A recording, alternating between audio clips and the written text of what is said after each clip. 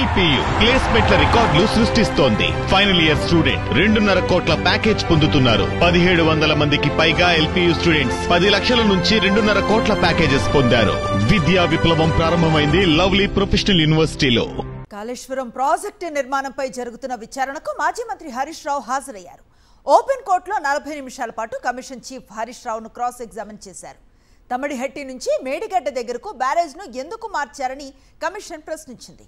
Kaleshwaram corporation ఏర్పాటు ఉద్దేశం గురించి కూడా హరీష్ రావును ప్రశ్నించారు.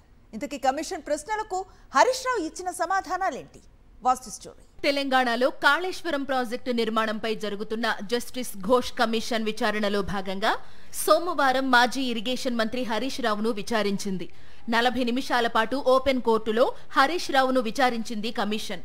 అన్ని నిజాలే చెబుతానంటూ మాజీ మంత్రితో ప్రతిజ్ఞ కూడా చేయించింది.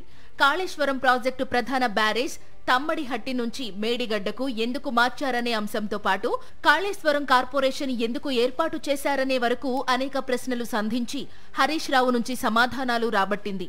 నిర్మాణ సంస్థలకు సైట్ ఆలస్యంగా ఇవ్వడానికి కారణం ఏంటని కూడా ప్రశ్నించింది. మేడిగడ్డ దగ్గర బ్యారేజ్ నిర్మించాలనేది సమిష్టి నిర్ణయమని, ఏ ఒక్కరి సొంత నిర్ణయం కాదని హరీష్ రావు స్పష్టం చేశారు.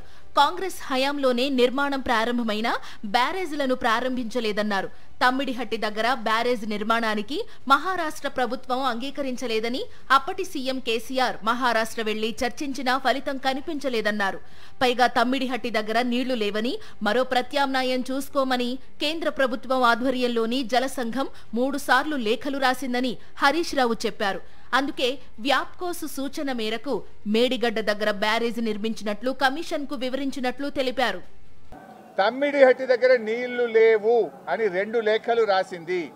2 లేఖల్లో స్పష్టంగా అక్కడ నీటి లభ్యత తక్కువ ఉంది, మీరు ప్రత్యామ్నాయం చూసుకోండి అని మనకు కేంద్ర CWC మనకు చెప్పడం జరిగింది. అదేవిధంగా